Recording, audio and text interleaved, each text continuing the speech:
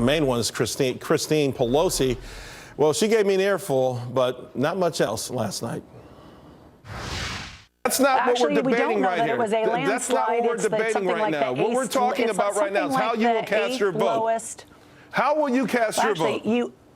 You asked me a question that insulted the Democratic Party, insulted millions of Americans. I think those leaked emails did enough insulting, and they speak for themselves. And you're never going to be able to erase that, by the way. In fact, to be quite frank with you, these exercises that you're doing continue to smack the will of the American public. I honestly think your cause and your party is taking a step backward.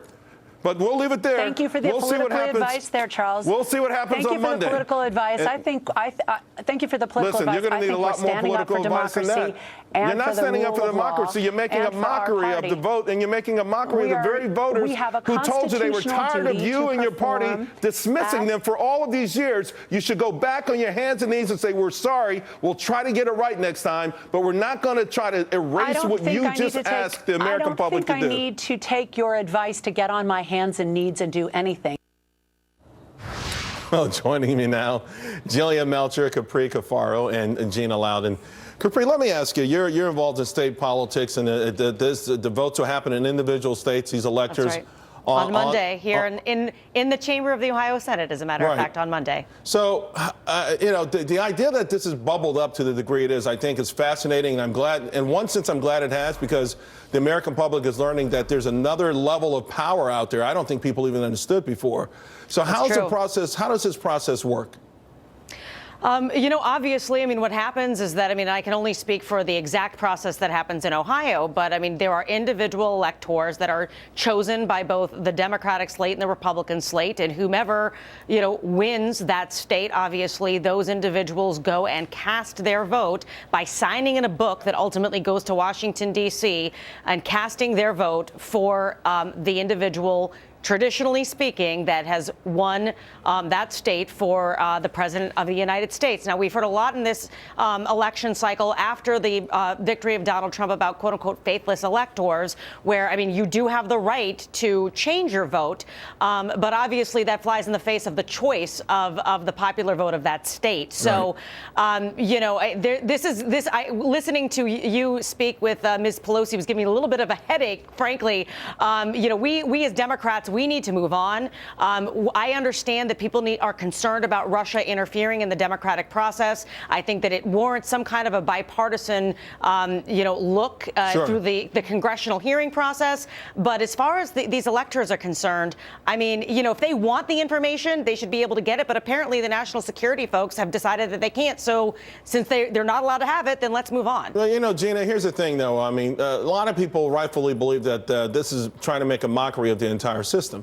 You've got a bunch of Hollywood actors, most of them who've been, haven't been seen in a long time, who've made a video trying to persuade these folks. And I would think that this is something that's done in mostly secrecy. You don't go out there and start to lobby or be lobbied for this kind of stuff. But ultimately, aren't they really just trying to cast a sort of negative shadow over the presidency of Donald Trump before it even starts? Well, first, let me say kudos to you, Charles. That was the absolute rudest guest, Ms. Pelosi, that I've ever seen on television. And I've been doing this a little while. And you got her right back. And I thought that was awesome. I was drinking Jack Daniels while she was talking. Yeah. Oh. I bet you were. I was, too, watching you guys.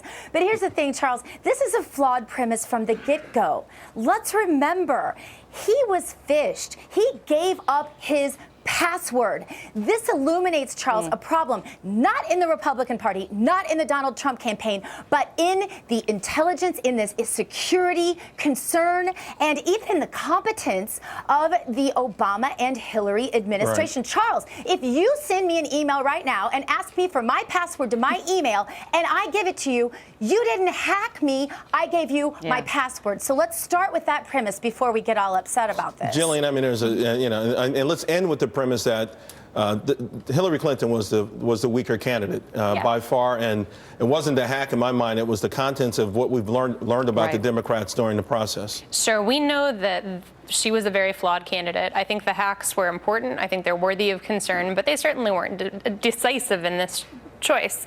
I think one thing I want to call out from last night's interview, and I think this is worth calling out, She tried to take what you were saying and spin it in a very vulgar way. Yeah. And I think people are sick of the left doing that. I think they're sick of that war on women, PC, we're going to take you super literally and warp your words. And I think that's, frankly, a huge part of the reason why her party lost. I agree with you. Either they spin it that way, or they spin it to the gender problem, like you're disrespecting me because I'm a woman. Believe me, they spin it on race. I mean, whatever they can. We have to focus on content. That's why we lost. We were not focusing on issues. We were focusing on these kind of, flashier issues that try to grab headlines and try to make, get things go viral on Twitter. That's not how you govern. We need to take a close look on who we are as Democrats. No one's buying the gotcha stuff anymore, and they may have to.